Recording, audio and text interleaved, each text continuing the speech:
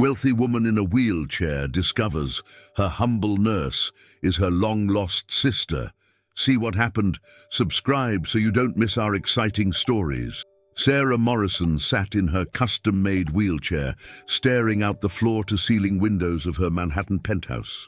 Her perfectly manicured hands gripped the armrests until her knuckles turned white. The city lights twinkled below, but she couldn't find solace in their familiar comfort tonight. Her new nurse would arrive any minute, and Sarah dreaded another stranger's pitying looks. The accident that paralyzed her legs 2 years ago had stripped away more than just her ability to walk. It had taken her independence, her career as a celebrated surgeon, and worst of all, her dignity. Now, at 38, she was trapped in a gilded cage, surrounded by wealth, but empty of purpose. The elevator chimed, announcing an arrival. Sarah didn't turn around, maintaining her rigid posture as footsteps approached. They were different from the usual click-clack of expensive shoes she was accustomed to hearing in her home. These steps were softer, more hesitant. "Mrs. Morrison?" The voice was gentle with a slight hint of nervousness. "I'm Emma Carter, your new nurse." Sarah slowly turned her wheelchair, ready to dismiss this newcomer like all the others before her. But the moment their eyes met, something strange happened. The nurse, a woman in her early 30s wearing simple scrubs, had the same striking green eyes as Sarah, the same high cheekbones, the same subtle cleft in her chin. Emma must have noticed it too, because she took an involuntary step backward. Her clipboard clutched tightly to her chest. The resemblance was uncanny, almost mirror-like despite their different circumstances. While Sarah wore designer clothes and expertly applied makeup, Emma's appearance was modest, practical, with only a touch of lip gloss on her natural face. "How long have you been a nurse, Miss Carter?" Sarah asked, trying to mask her unease with professional detachment. 15 years, Emma replied, regaining her composure. "I started right after high school. It was all I could afford at the time, but it turned out to be my calling." Something about the way Emma said, "all I could afford," made Sarah's stomach twist. She herself had attended the finest private schools, followed by an Ivy League education. Her adoption by the wealthy Morrisons at age 3 had set her on a path of privilege, while this woman who looked so much like her had clearly struggled. "Your references are impressive," Sarah said, glancing at the file on her lap, "but I should warn you, I'm not an easy patient. I've gone through 7 nurses in the past year." Emma smiled, a warm, genuine expression that transformed her face. "That's okay. I'm not easy to get rid of. When I commit to someone's care, I stick around." As Emma began her duties, moving around the penthouse with quiet efficiency, Sarah couldn't shake the feeling that she was missing something important. She watched the nurse's movements, noting how she seemed to favor her left hand, just like Sarah did, how she tucked her hair behind her ear in the exact same way. Later that evening, as Emma helped Sarah prepare for bed, she noticed a small birthmark on the nurse's wrist, a tiny crescent moon, barely visible against her pale skin. Sarah's heart nearly stopped. She had the same mark in the same spot. "Miss Carter," Sarah said, her voice barely above a whisper. Were you adopted?"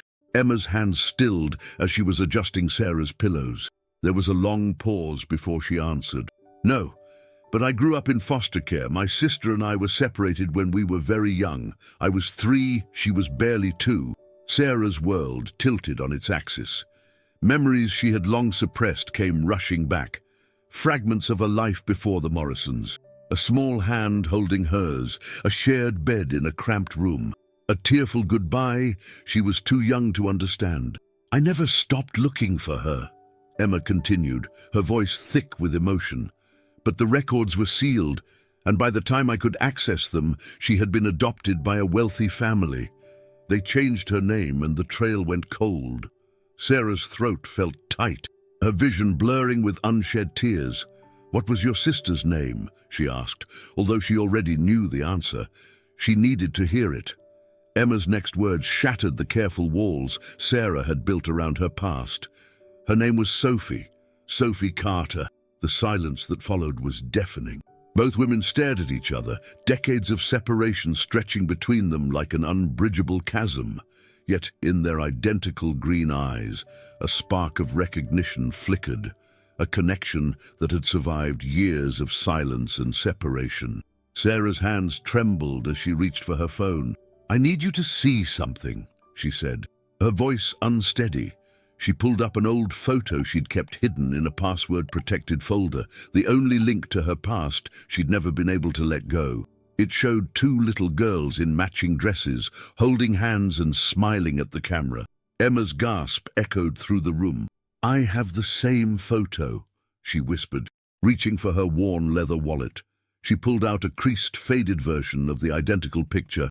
All these years, the weight of their shared past pressed down on them. Years of missed birthdays, holidays, and milestones stretching between them like a vast ocean. Sarah, who had prided herself on her composure, felt tears rolling down her cheeks. Emma, always professional, was openly crying.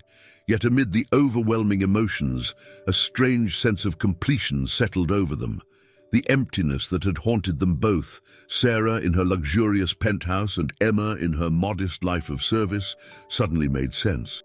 They had been searching for each other all along, two halves of a whole torn apart by circumstance. The next morning, Sarah woke to the unfamiliar sound of someone humming in her kitchen. For a moment, she thought she'd dreamed the previous night's revelation. But as Emma appeared in her doorway with a breakfast tray, their matching green eyes met, and reality crashed back in. "I hope you don't mind," Emma said, setting down the tray. I think I remember you always liked your eggs scrambled with cheese." She paused, uncertainty crossing her face. "Or maybe I'm projecting my own preferences." Sarah stared at the perfectly scrambled eggs, her throat tight. "No, you're right. I've always eaten them this way. The Morrisons' cook used to think it was strange that I was so specific about it." The mention of the Morrisons created a sudden tension in the room. Emma's hands fidgeted with her scrubs, a nervous gesture that Sarah recognized as her own. "Tell me about them," Emma said quietly, sitting in the chair beside Sarah's bed. Were they good to you?" Sarah closed her eyes, memories washing over her. "They gave me everything money could buy. The best schools, clothes, opportunities. They loved me in their way." She opened her eyes, looking directly at Emma. "But they never told me I had a sister. When I asked about my past, they said I was too young to remember anything before them." Emma's face hardened slightly. "They had no right to keep that from you. We were all each other had before the system tore us apart," Sarah finished. The words tasted bitter in her mouth. "What happened to you, Emma, after—" Emma's smile was sad but resigned. "I bounced around foster homes. Some good, some not so good. Nobody wanted to adopt an older child, especially one who wouldn't stop asking about her sister." She straightened her shoulders, professional mask slipping back into place. "But it made me who I am. I became a nurse because I wanted to help people who couldn't help themselves." Sarah watched as Emma began her morning routine, helping her with the familiar indignities of her condition. But today felt different. Every touch, every assistance carried the weight of their shared history. "I looked for you too," Sarah admitted as Emma helped her into her wheelchair. "After my accident, when I lost everything I thought defined me, I started searching. I hired private investigators, but they couldn't find anything under the name Sophie Carter. Because I changed it," Emma explained, adjusting Sarah's footrests. "When I aged out of the system, I legally changed my first name to Emma. Sophie felt like a ghost, a reminder of everything I'd lost." The revelation hit Sarah hard. All those years of searching, and she'd been looking for the wrong name. "Why Emma? It was our mother's name." Emma's voice was barely audible. "I found her death certificate when I was 19. She died shortly after we were placed in foster care, drug overdose." Sarah's hands gripped her armrests, her knuckles white. This was news she hadn't been prepared for. The Morrisons had told her she was abandoned, unwanted, another lie in a lifetime of them. She was sick, Emma continued, her professional demeanor cracking. Mental illness, addiction. She tried her best, but she couldn't take care of us. That's why we went into the system. I remember her sometimes, just flashes. The way she smelled like vanilla, how she used to sing us to sleep. Sarah felt a sudden, crushing weight of loss for a mother she couldn't remember. I don't remember her at all. You were younger, Emma said gently. Maybe that's better. The memories, they're not always easy to carry. A knock at the penthouse door interrupted their conversation. Sarah watched as Emma quickly wiped her eyes and went to answer it. Through the open bedroom door, she heard a familiar voice that made her blood run cold. "Mother," Sarah called out, her voice stronger than she felt. "I wasn't expecting you today." Margaret Morrison swept into the bedroom, elegant as always in her designer suit and perfectly coiffed silver hair. She stopped short at the sight of Emma, her carefully maintained composure slipping for just a moment. "Sarah, darling," Margaret said, her eyes fixed on Emma's face. "I came to discuss the charity gala, but I see you're occupied." The tension in the room was palpable. Margaret Morrison stood frozen, her gaze darting between the two women, taking in their identical features with growing alarm. Sarah could practically see the wheels turning in her adoptive mother's head, decades of carefully maintained secrets threatening to unravel. "Mother," Sarah said, her voice steady despite her racing heart, "I'd like you to meet Emma Carter, my sister." The color drained from Margaret Morrison's face. The designer handbag she was holding slipped from her fingers, hitting the plush carpet with a soft thud. "That's impossible," she whispered. "We made sure." She caught herself, but it was too late. The words hung in the air like a confession. "You made sure of what, Mother?" Sarah's voice was ice cold. "Made sure we would never find each other. Made sure I would never know I had a sister." Emma stood perfectly still, her face a mask of professional neutrality, but Sarah could see her hands trembling at her sides. Margaret Morrison drew herself up, years of social training kicking in. "We did what was best for you, Sarah. That life, those connections, they would have only held you back. We gave you everything. Everything except the truth," Sarah shot back. "Everything except my sister." Margaret Morrison sank into the nearest chair, her perfectly maintained facade crumbling under the weight of long-buried secrets. The morning sun, streaming through the penthouse windows, cast harsh shadows across her face, highlighting every line of guilt and age that her expensive creams couldn't hide. "You don't understand," Margaret began, her manicured hands clasped tightly in her lap. "We were protecting you, Sarah, your biological mother. She was unstable, dangerous. We couldn't risk—" "Risk what?" Emma interrupted, speaking for the first time since Margaret's arrival. Her voice was calm, but Sarah could hear the years of pain beneath the surface. "Risk Sarah knowing she had a sister who loved her? Risk her finding out that our mother was sick and needed help? Not judgment?" Margaret's head snapped up, her eyes narrowing. "You have no idea what we dealt with. That woman would show up at our house in the middle of the night demanding to see Sarah. She was high, delusional. We had to take out restraining orders, higher security." Sarah felt the room spinning. "She came looking for me. And you never told me?" "Of course we didn't tell you." Margaret stood up, pacing the room. "You were thriving, Sarah. Top of your class, headed for medical school. We weren't going to let anything derail that." "So you let me believe I was abandoned," Sarah's voice cracked. "Let me think I was unwanted, when my mother was literally fighting to see me." Emma moved closer to Sarah's wheelchair, placing a protective hand on her shoulder. The gesture wasn't lost on Margaret, whose lips tightened into a thin line. "Your mother overdosed in a cheap motel," Margaret said coldly. "Is that what you wanted to know? Is that the truth you're so desperate for? She chose drugs over both of you and we—" She stopped, catching herself again. "We what?" Sarah pressed, though she feared she already knew the answer. Emma's hand tightened on Sarah's shoulder. "They knew about me all along, didn't they? They knew exactly where I was in the system." Margaret's silence was confirmation enough. Sarah felt physically ill. "You could have adopted both of us," she whispered. "You had the money, the resources. We wanted you, Sarah, Margaret said, her voice softening.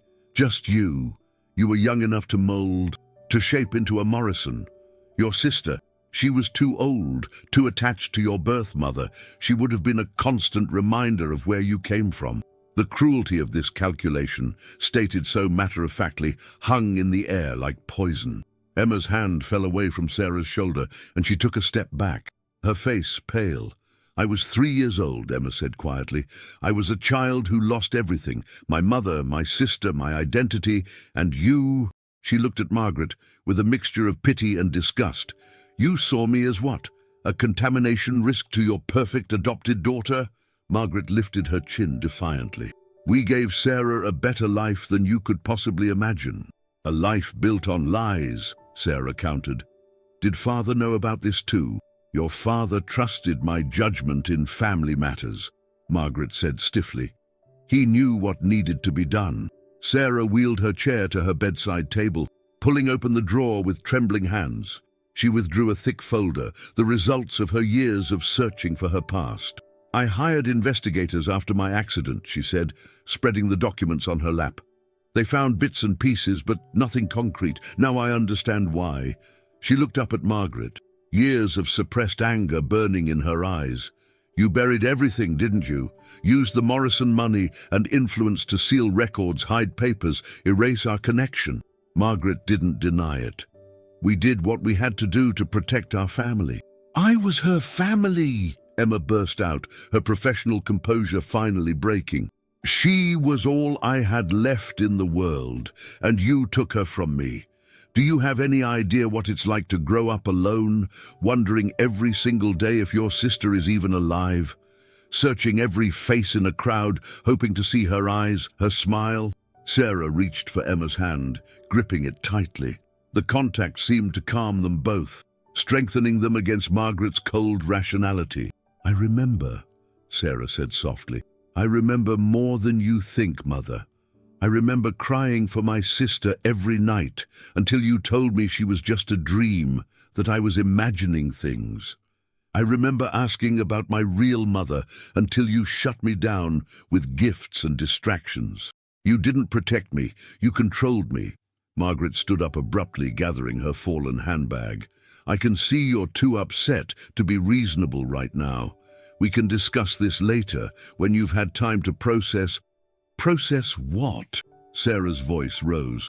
Process the fact that my entire life has been a carefully constructed lie, that you deliberately kept me from my sister, that you watched our mother die without ever letting us say goodbye.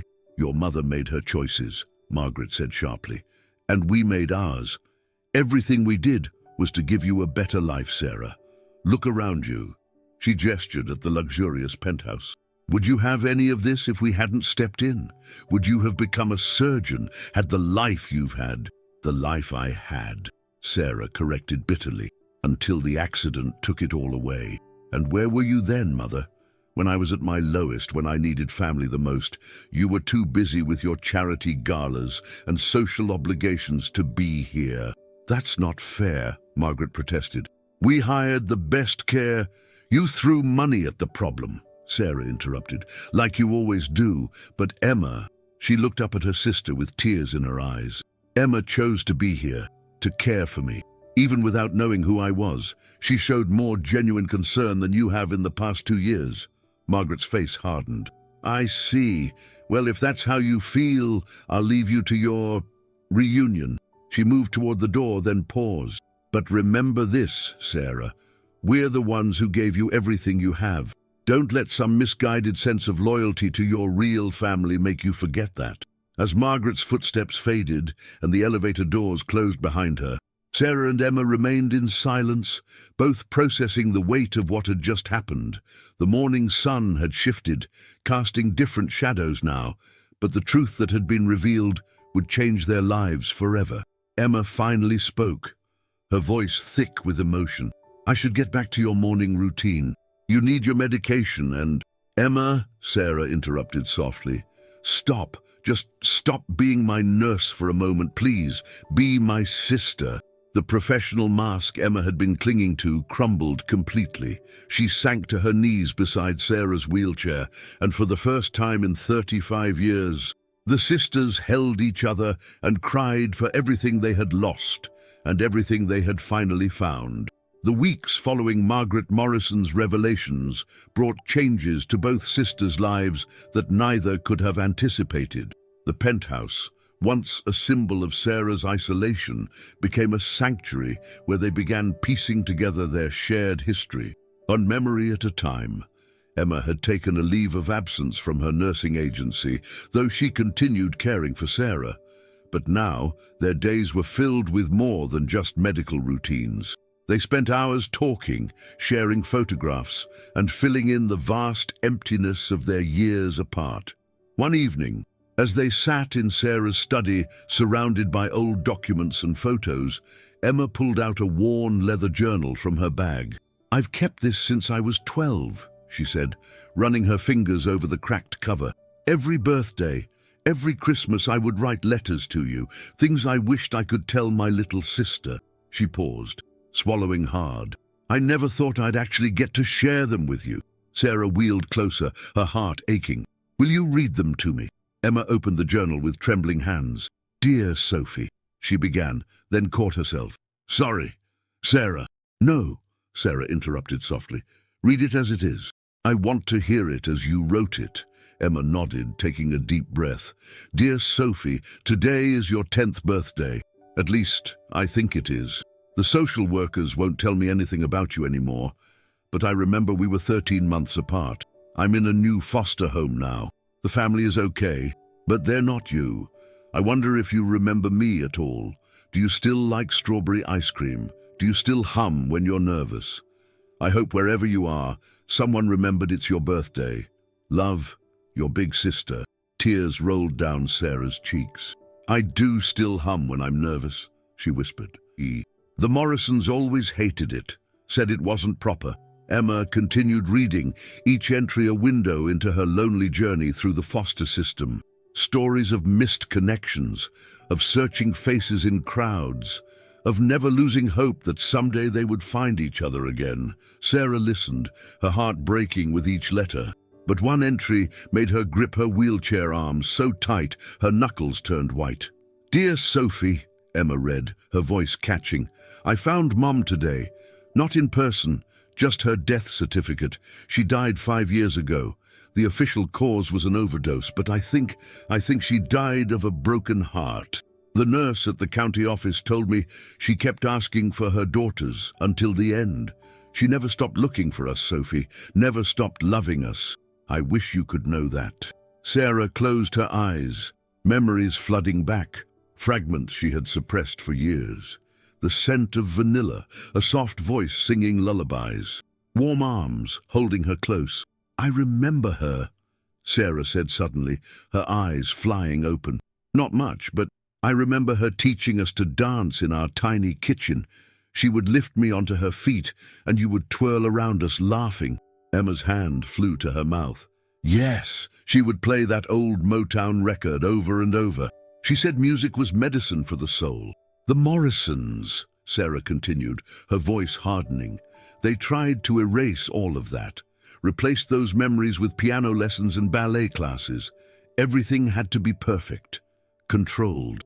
"Is that why you became a surgeon?" Emma asked gently. "To meet their expectations?" Sarah was quiet for a long moment, considering. "I thought it was my choice," she finally said. "But looking back, everything in my life was carefully orchestrated. The right schools, the right friends, the right career, until the accident changed everything." Emma set aside the journal, moving closer to Sarah's wheelchair. "Tell me about the accident. Really tell me, not the medical history I read in your chart, but how it felt, what it did to you." Sarah hadn't talked about that night with anyone. Not really. The Morrisons had handled everything from a distance, writing checks and making arrangements without ever addressing the emotional toll. "I was performing a complicated spinal surgery," she began, her voice distant. 18 hours into it, success just within reach. I was so focused, so determined to be perfect. I didn't notice the numbness in my legs, didn't pay attention to the headache. When I collapsed right there in the operating room, she shuddered at the memory. They said it was a spinal stroke, rare but not unheard of. The irony of a spinal surgeon losing the use of her legs. Sometimes I think the universe has a twisted sense of humor. Emma reached for her sister's hand. And the Morrisons treated it like a PR crisis, Sarah said bitterly. They were more concerned about how it would look. Their perfect daughter becoming disabled. Margaret was worried it would affect donations to her charitable foundation. They hired nurses, bought this penthouse, set everything up so they wouldn't have to deal with the messy reality of my condition. But you've made so much progress, Emma observed. Your upper body strength is incredible, and your independence. Because I refuse to be their victim, Sarah interrupted. I couldn't be their perfect daughter anymore, so I decided to be something else, a survivor. But it's been lonely, Emma. So lonely. Emma squeezed her hand. You're not alone anymore. We're not alone anymore. Just then, Sarah's phone buzzed with a text message. Her face darkened as she read it. Margaret? Emma guessed. Sarah nodded. She's calling an emergency family meeting tomorrow. The whole Morrison clan will be there. Apparently news of our reunion has spread, and they're concerned about the family's reputation. Are you going? Sarah looked at her sister, a determined glint in her eye. We're going, together. It's time the entire Morrison family faced the truth about what they did. Emma hesitated. Sarah, are you sure? These people, they have power, influence. They could make things difficult. They already have, Sarah said firmly. For 35 years, they've controlled the narrative, made me believe I was alone in the world except for them, used their money and influence to keep us apart. I won't let them do it anymore. She wheeled to her desk, pulling out a thick manila envelope. While you were reading your journal entries, I had my lawyer doing some digging. The Morrisons didn't just hide our connection. They actively worked to prevent you from finding me. There are documents, Emma. Legal papers showing how they manipulated the system, paid off officials, buried records. Emma took the envelope with shaking hands. Why show me this now? Because tomorrow, when they try to dismiss you as some gold digger trying to claim a piece of the Morrison fortune, I want you to know the truth. You never stopped looking for me. You never gave up. While they were building walls to keep us apart, you were trying to break them down. Emma read through the documents, her face paling at the extent of the Morrisons' deception. All these years, she whispered, all the dead ends, the closed doors. It wasn't just bad luck or poor record-keeping. They were actively working against me. And now they're going to face the consequences, Sarah said firmly. Not just legally, though my lawyer assures me we have a strong case for criminal concealment and interference, but personally, they're going to look us both in the eye and explain why they thought they had the right to tear apart two little girls who only had each other. Emma set down the documents, her nurse's instincts kicking in despite her emotional turmoil. You need to rest, she said gently. Tomorrow will be challenging enough without exhaustion making it harder. Sarah smiled, recognizing the deflection for what it was, Emma's way of processing overwhelming emotions. Will you stay tonight, in the guest room? I don't want to be alone, knowing what's coming tomorrow. Emma's professional mask slipped, revealing the vulnerable sister beneath. I don't want to be alone either. That night, as the city lights twinkled beyond the penthouse windows, two sisters lay awake in their separate rooms, each feeling the other's presence like a healing balm on decades of loneliness. Tomorrow would bring confrontation, possibly retribution. But tonight they had something they'd been denied for 35 years, the comfort of knowing their sister was just a few steps away. The Morrison family estate loomed before them, its manicured lawns and imposing architecture a testament to generations of wealth and influence. Emma parked the car, her hands gripping the steering wheel tightly before helping Sarah into her wheelchair. "Ready?" Emma asked, adjusting Sarah's blazer. Sarah reached up and squeezed her sister's hand. together. Inside, the family had assembled in the grand living room. William Morrison, Sarah's adoptive father, stood by the fireplace, his face grave. Margaret sat rigidly on the antique sofa, surrounded by Sarah's adoptive siblings and their spouses. The air was thick with tension. "Sarah," William began, his deep voice filling the room, "your mother tells me you've made some discoveries. You mean the sister you helped hide from me for 35 years? Sarah's voice was steady, controlled. "Yes, Father. I've discovered exactly what kind of family I was adopted into." Emma stood behind Sarah's wheelchair, her presence both protective and defiant. William's eyes flickered to her, then away, as if unable to face the living proof of their deception. "We need to discuss this rationally," Margaret interjected. "The implications for our family name." "The implications?" Sarah's laugh was bitter. "You're worried about implications now? Not when you were falsifying documents. Not when you were paying off officials to keep my sister away from me." She pulled out the manila envelope from her bag, spreading the documents on the coffee table. "It's all here. Every bribe, every manipulation, every lie. Did you really think I wouldn't find out eventually?" The room fell silent as various family members leaned forward to examine the evidence. Sarah's adoptive sister, Caroline, gasped audibly. "Mom, Dad, is this true?" Caroline looked horrified. "You deliberately kept them apart." "We did what was necessary," William said firmly. "Sarah needed a clean break from her past to thrive in our world." "I needed my sister," Sarah countered. "I needed the truth about where I came from. Instead, you fed me lies and made me think I was alone in the world except for you." Emma finally spoke, her voice quiet but strong. "You had no right to make that decision. We were children who had already lost everything. Our mother was sick, yes, but she loved us. She fought for us until the day she died." Margaret stood up abruptly. "That woman was a drug addict who couldn't take care of herself, let alone 2 children. That woman," Emma replied, "spent every last penny she had trying to get us back. She worked multiple jobs, went to rehab, begged the courts for another chance. But you made sure she never got it, didn't you?" "Mrs. Morrison," William moved to his wife's side, "everything we did was legal." "Legal doesn't make it right," Sarah interrupted, "and some of what you did wasn't legal at all. My lawyer is quite clear on that point."